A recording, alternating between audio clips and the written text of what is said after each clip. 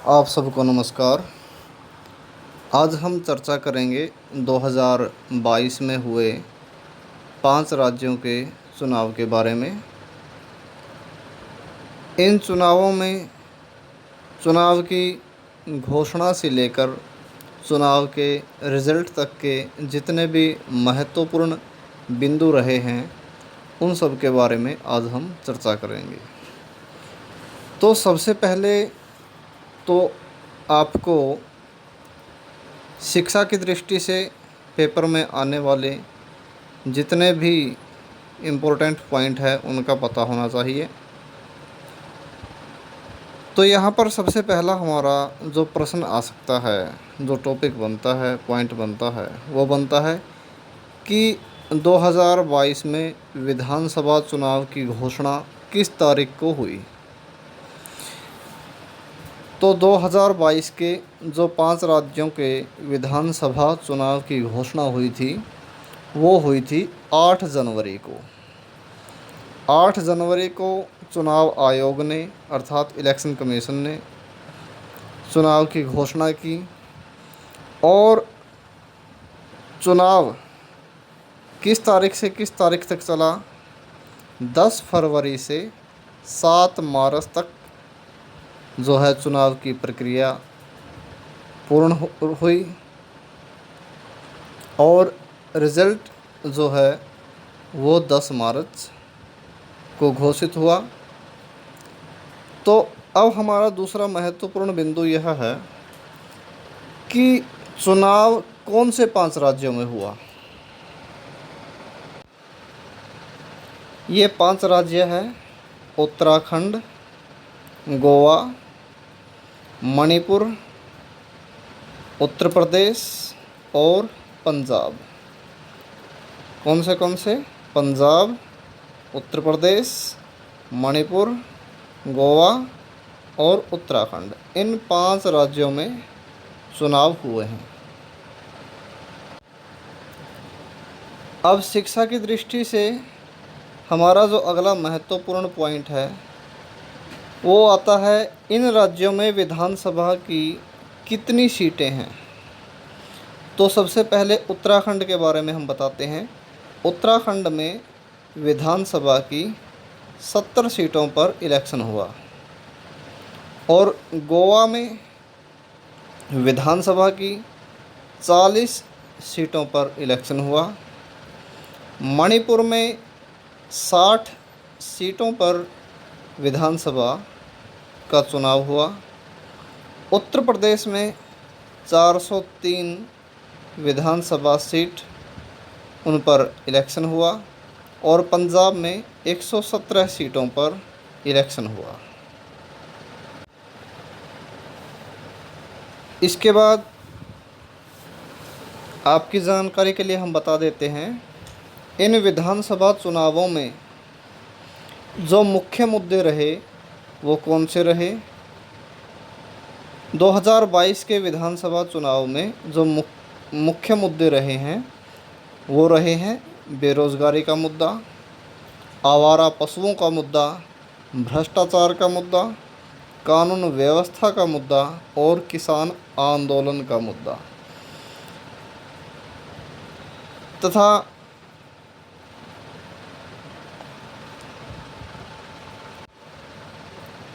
इनके अतिरिक्त अनेक नेताओं ने अपने अपने मत से भी अलग अलग प्रकार के मुद्दे बनाए, लेकिन जो मुख्य मुद्दे रहे वो यही रहे मुख्य रूप से बेरोज़गारी, भ्रष्टाचार, कानून व्यवस्था, किसान आंदोलन, आवारा पशु। कुछ नेताओं ने, जैसा कि इलेक्शन में स्वाभाविक होता है, एक दूसरे पर कमेंट भी होते हैं, तो हम उनकी तरफ नहीं जाते। हम केवल वही जानकारी आपको देंगे जो शिक्षा के क्षेत्र में आपको कहीं न कहीं आगे किसी पेपर में प्रश्न के रूप में आने योग्य होगी। सबसे पहले हम उत्तराखंड में हुए इस चुनाव के बारे में कुछ महत्वपूर्ण जानकारी आपके साथ साझा करते हैं। उत्तराखंड में 2017 में विधानसभा चुनाव हुए थे, जिसमें बीजेपी को 57 सीटें मिली थी और विपक्षी दल कांग्रेस को 11 सीट मिली थी। 2017 में उत्तराखंड में त्रिवेंद्र सिंह रावत मुख्यमंत्री बने थे। त्रिवेंद्र सिंह रावत के बाद तीरथ सिंह रावत मुख्यमंत्री बने और तीरथ सिंह रावत के बाद भी वहाँ पर पुष्कर सिंह धामी मुख्यमंत्री बने। अर्थात इस कार्यकाल में वहाँ पर उत्तराखंड में 3 मुख्यमंत्री बने। इसके बाद पंजाब के बारे में हम कुछ चर्चा करते हैं। 2017 के पंजाब के विधानसभा चुनाव में 117 सीटों पर हुए चुनाव में कांग्रेस पार्टी को 77 सीट प्राप्त हुई थी और शिरोमणि अकाली दल और बीजेपी इन दोनों का जो गठबंधन था वह 18 सीट पर रहा और आम आदमी पार्टी को वहां पर 20 सीट मिली थी। कैप्टन अमरिंदर सिंह मुख्यमंत्री रहे थे, लेकिन 4 साल के बाद कैप्टन अमरिंदर सिंह की जगह पर चरणजीत सिंह चन्नी को मुख्यमंत्री कांग्रेस का बनाया गया।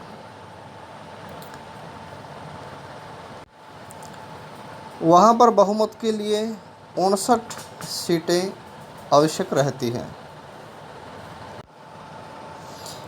मणिपुर में जो 2017 में इलेक्शन हुआ, उसमें मणिपुर की जो 60 विधानसभा सीटें हैं उसमें बीजेपी को 24 सीट मिली थी और कांग्रेस पार्टी विपक्षी दल वहाँ पर रही 17 सीटों के साथ और बीजेपी ने एनपीपी, एलजेपी और निर्दलीय विधायकों के साथ समर्थन से सरकार बनाई। एन वीरेंद्र सिंह मुख्यमंत्री मणिपुर के रहे। गोवा में 2017 में जो इलेक्शन हुआ उसमें बीजेपी को मात्र 13 सीटें प्राप्त हुई थी और कांग्रेस पार्टी को उस समय 15 सीटें प्राप्त हुई थी। बीजेपी की 13 सीट रही थी, कांग्रेस पार्टी की 15 सीट रही थी, लेकिन बीजेपी ने एमजीपी, जीएफपी और 2 निर्दलीय विधायकों के साथ सरकार बनाई। मनोहर पर्रिकर गोवा के मुख्यमंत्री बने थे, लेकिन 17 मार्च 2019 को श्री मनोहर पर्रिकर का निधन हो गया। मनोहर पर्रिकर के निधन के बाद डॉक्टर प्रमोद सावंत गोवा के मुख्यमंत्री बने। इसके बाद बात आती है यूपी की। यूपी में विधानसभा की 403 सीट होती है। 80 सांसद लोकसभा में यूपी से जाते हैं। इसलिए अगर इन 5 राज्यों में देखा जाए तो यूपी का चुनाव कहीं न कहीं सबसे ज़्यादा अहम था। बहुत ही महत्वपूर्ण केंद्र बिंदु जो इन 5 राज्यों में रहा वो यूपी के इलेक्शन का रहा। यूपी में जो 2017 में विधानसभा का इलेक्शन हुआ, वहाँ पर बीजेपी को 403 में से 325 सीटें प्राप्त हुई और बीजेपी ने वहाँ पर अपनी सरकार बनाई।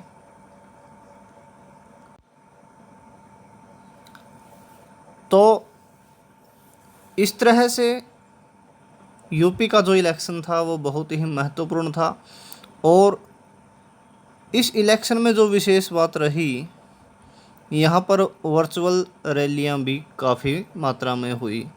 मैदानी रैलियाँ तो थी ही, लेकिन वर्चुअल रैलियाँ भी यहाँ पर काफ़ी देखने को मिली। अब अलग अलग अगर हम नेताओं की बात करें तो सबसे पहले हम हमारे आदरणीय प्रधानमंत्री श्री नरेंद्र मोदी की रैलियों की बात करते हैं। आदरणीय प्रधानमंत्री श्री नरेंद्र मोदी जी ने 28 मैदानी रैलियां की और वर्चुअल रैलियां की, जबकि उन्होंने 2017 में सिर्फ 24 जनसभाएं की थी। इसके बाद अमित शाह जी ने 62 रैली यहाँ पर की। 2017 में 153 रैली अमित शाह जी ने की थी, अब की बार 62 की हैं। और योगी आदित्यनाथ जी ने यूपी में 207 चुनावी रैली की, रोड शो किए। 2017 में योगी आदित्यनाथ जी ने केवल 85 जनसभाएं की थी। इस बार अखिलेश यादव जी ने 150 से ज़्यादा रैलियां, रोड शो किए। और पिछले जो 2017 का चुनाव रहा उसमें अखिलेश यादव जी ने 205 रैलियां की थी। मायावती जी ने अब की बार मात्र 20 रैलियां की हैं। 2007 में मायावती जी ने 50 रैलियां की थी। और कांग्रेस पार्टी की महासचिव श्रीमती प्रियंका गांधी जी ने यूपी में 115 जनसभाएं अब की बार की हैं। अब की बार बहुत ही सक्रियता कांग्रेस पार्टी की महासचिव श्रीमती प्रियंका गांधी जी की यूपी के इलेक्शन में रही। तो इतना तो हमने बताया कि 2017 के इन 5 राज्यों के चुनावों में किस किस पार्टी का क्या प्रदर्शन रहा, किस पार्टी की क्या सरकार थी, इत्यादि जो भी बातें थी, और इस इलेक्शन में क्या विशेष रहा वो। अब बात आती है 2022 के चुनाव के रिज़ल्ट के बारे में। जैसा कि आज 10 मार्च 2022 की तारीख है, रिज़ल्ट इनका घोषित हो चुका है। सबसे पहले हम उत्तराखंड के बारे में आपको बताते हैं। उत्तराखंड में जो 70 विधानसभा सीट हैं उन पर 48 बीजेपी को प्राप्त हुई हैं, कांग्रेस पार्टी को 18, आम आदमी पार्टी उत्तराखंड में 0 पर रही है और अन्य को 4 मिली हैं। तो उत्तराखंड की 70 सीटों में से 48 बीजेपी, कांग्रेस 18 और अन्य 4 आम आदमी पार्टी 0 के साथ टोटल 70 विधानसभा सीटों पर यह रिज़ल्ट उत्तराखंड के इलेक्शन का रहा।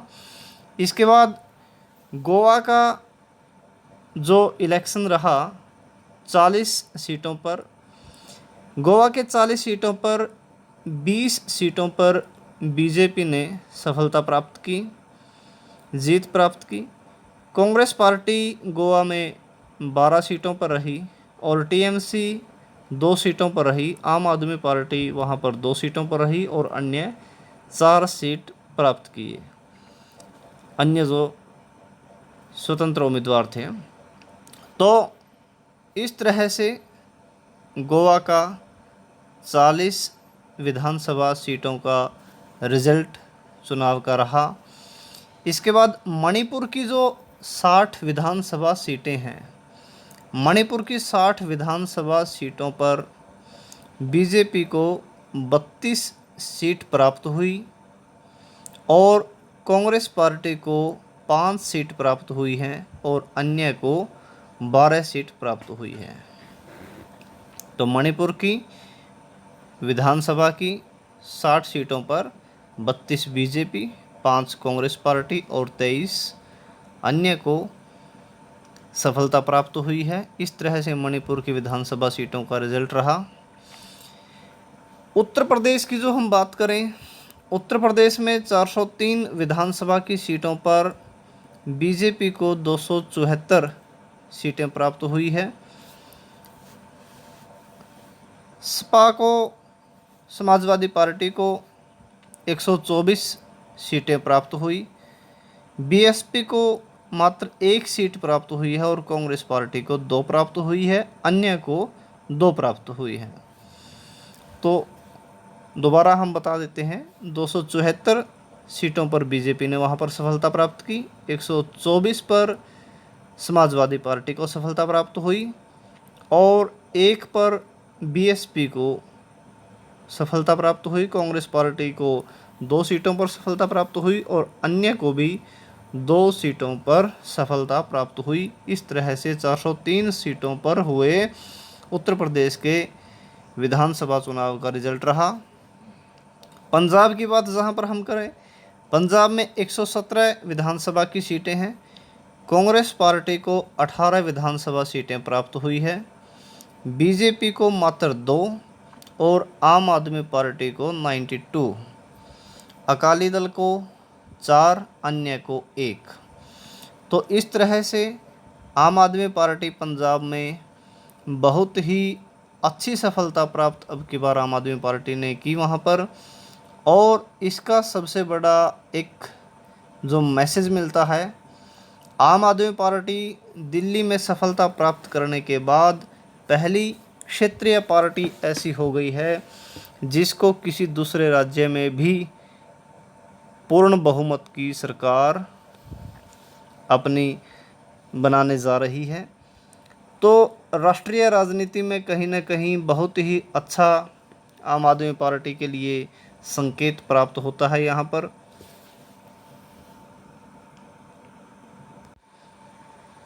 तो इस तरह से हमारे भारतवर्ष में यह लोकतंत्र का जो पर्व है बहुत ही शांति के साथ संपन्न हुआ और पार्टी चाहे कोई सी भी हो, किसी भी पार्टी की सरकार बने, हमारा राष्ट्र निरंतर तरक्की करता रहे।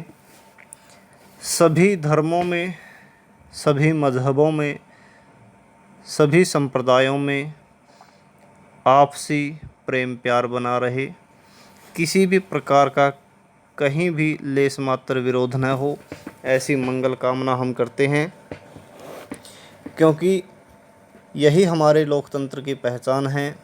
हम सब मिलकर ही पार्टियों को बनाने वाले होते हैं और सबके अंदर कहीं ना कहीं उत्साह रहता है कि इसकी सरकार बने, उसकी सरकार बने। तो इस तरह से जो इलेक्शन होते हैं हमारे देश में वो भी किसी त्यौहार से, पर्व से कम नहीं माने जाते।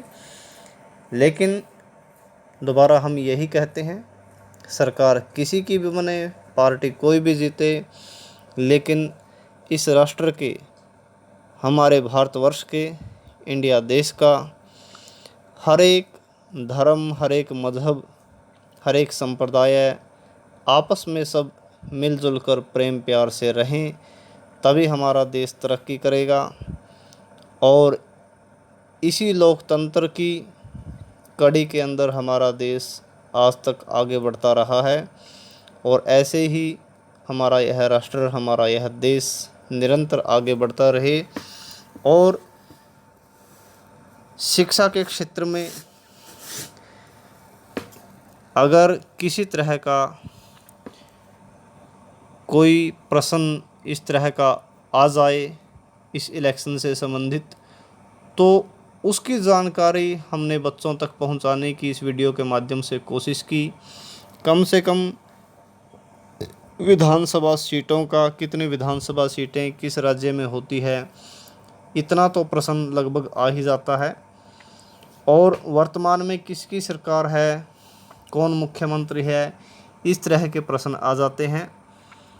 तो इस तरह की शिक्षा संबंधी वीडियो को प्राप्त करने के लिए, सूचनाओं को प्राप्त करने के लिए हमारे इस चैनल पर निरंतर बने रहें। यदि आप पहली बार आए हैं, हमारे इस चैनल को सब्सक्राइब कर लें। इस वीडियो को अपने मित्रों के साथ ज़्यादा से ज़्यादा शेयर करें, लाइक करें, कमेंट करें। आज के लिए इतना ही। अगली वीडियो में फिर मिलेंगे, तब तक के लिए